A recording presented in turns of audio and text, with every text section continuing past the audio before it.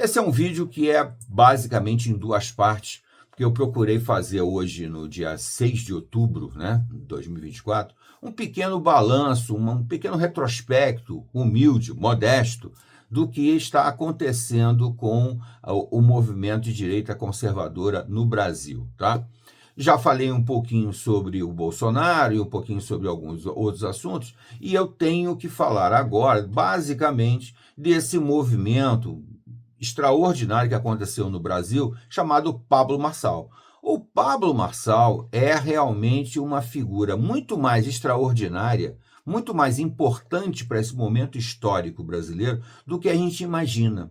Do que a gente simplesmente faz aquela leitura simples de que o Pablo Marçal vai ser eleito prefeito de São Paulo pelo mérito próprio, contra tudo e contra todos, sem dinheiro público. Isso tudo aí é a leitura mais lógica, mais óbvia, mais direta. E pode ser um grande sucesso, e pode ser uma alavancagem enorme para nós conservadores de direito. Não resta dúvida nenhuma. Eu, inclusive, sou um dos que estou apostando nele, com certeza. Mas o movimento não é só ele, não, tá, gente? Existe um movimento forte lá no Rio de Janeiro, com o Ramagem, que, na minha opinião, é o maior desafio de todos, porque o Rio de Janeiro não é só tomado pela esquerda, é tomada pelos criminosos. O Rio de Janeiro é dominado por dominado mesmo. O poder político dele está na mão de criminosos. Então, a situação do Rio de Janeiro é a mais crítica de todas. São Paulo não é tão grave assim.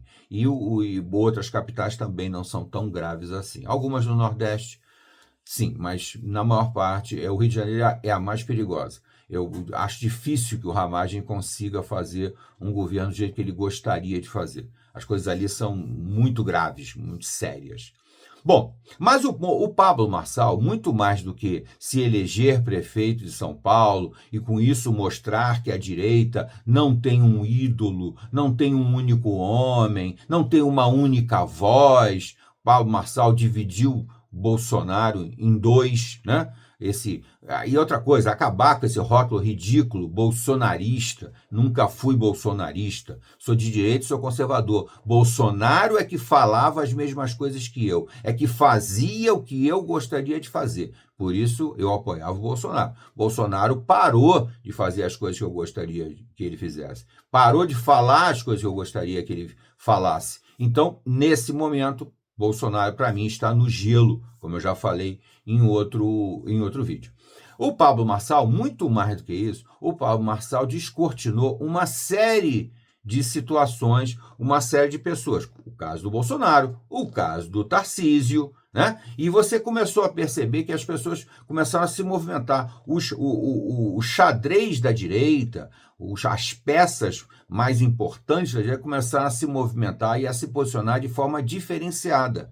E isso é muito bom para a gente. Por quê? Acaba de ter aquela obrigatoriedade de todo mundo ficar apenas dizendo amém para o Bolsonaro. Cada um vai projetar a si mesmo, vai projetar suas opiniões, e isso é muito importante. Cada um ganhando personalidade própria e não sendo apenas uma ramificação do Bolsonaro. Né? Nós já vimos nesse momento aqui vários da direita conservadora que estavam muito mais atrelados ao Bolsonaro e se destacando dele gradualmente, percebendo que o Bolsonaro não está seguindo o caminho que essas pessoas querem. Elas passam a ter identidade própria, passam a ter serem pessoas representantes da direita independentes do Bolsonaro, que é o caso que eu já até citei aqui, né? O Nicolas Ferreira, primeiro o próprio Pablo Marçal, mas depois o Nicolas Ferreira também começou a seguir esse caminho. Agora o Ricardo Salles, que mantinha uma postura de muita subserviência ao Bolsonaro, de um respeito excessivo, né, de uma obrigatoriedade, agora também se libertou dele. E o Ricardo Salles, eu sempre falei isso, tá? Quem convive comigo, quem ouve as minhas opiniões, sabe, eu sempre considero o Ricardo Salles um excelente representante da direita conservadora quando ele ainda era ministro, pelas posições dele, pela postura dele, pela maneira como ele se colocava, né? Opiniões, tudo isso aí eu via nele e via nele muita sinceridade, muita honestidade. Lógico que eu posso estar errado, né, gente? Claro que posso. Eu sou humano, mas eu percebi sempre isso. E percebo cada vez mais ele se mantendo fiel ao seu ideal. Se o Bolsonaro deixou de lado o ideal dele para lutar de uma forma um pouco mais fisiológica, um pouco mais preocupado com o grupo do centrão, muito mais ao centrão e muito menos à direita, o Ricardo Salles não fez isso. Acabou se posicionando de forma oposta, né? Já começou a se manifestar, tal, demorou um pouco, navegou um pouco nessa coisa de, não sei, o Pablo Marçal é perigoso, tal. O Pablo Marçal pode representar o perigo que quiser, mas é uma incógnita, é uma dúvida, é uma incerteza. Você tem que apostar na dúvida, na incerteza, ao invés de apostar no que não presta, no que você sabe que é ruim. Então, não tenha dúvida, a opção é ele. Como no Rio de Janeiro, o Ramagem também é uma incógnita. Que garantia nós temos que Ramagem vai seguir o caminho que nós desejamos? A Cristina Gremel, em Curitiba, que garantia nós temos que ela vai manter a postura jornalística dela até agora? Não temos garantia nenhuma, gente. Não existe isso. Todos eles podem decepcionar a gente, mas todos eles não têm um passado negro, não têm uma coisa, politicamente falando, que denegrina a imagem deles. Não tem, não tem. As imagens deles ainda se mantêm limpas. Vamos dar uma oportunidade a essas pessoas. E essas pessoas estão tomando rumos um pouco diferentes do que nós vínhamos seguindo o mestre Bolsonaro. Tá?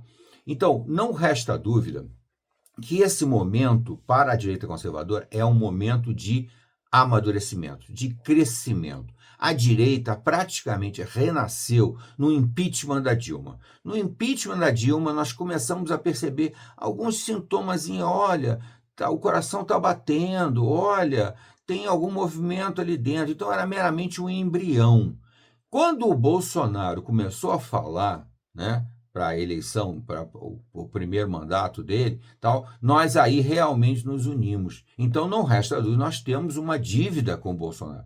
Temos. Mas, infelizmente, no final, depois do fim do mandato dele, o mandato dele, na minha opinião, foi muito bom. Ele cometeu alguns pequenos erros, como a indicação dos 2 ministros do STF, que são 2 figuras completamente apagadas, completamente subservientes também aos donos do STF, mas ele então cometeu alguns erros. Mas o mandato dele em si foi excepcional, foi excelente, foi muito bom, foi muito além do que eu esperava. Porque quando ele foi eleito, eu só pedi ao Bolsonaro, seja honesto e transparente. Honesto, todo mundo sabe o que quer dizer. Transparente é simplesmente botar para o público tudo o que você propõe e você não consegue executar porque as forças que estão contra você são muito maiores do que as suas.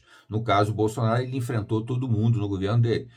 O Congresso Nacional e principalmente a Justiça, que impedia ele de fazer qualquer coisa. Foi uma tragédia. Foi quando nós percebemos claramente que o Brasil estava aparelhado pela extrema esquerda.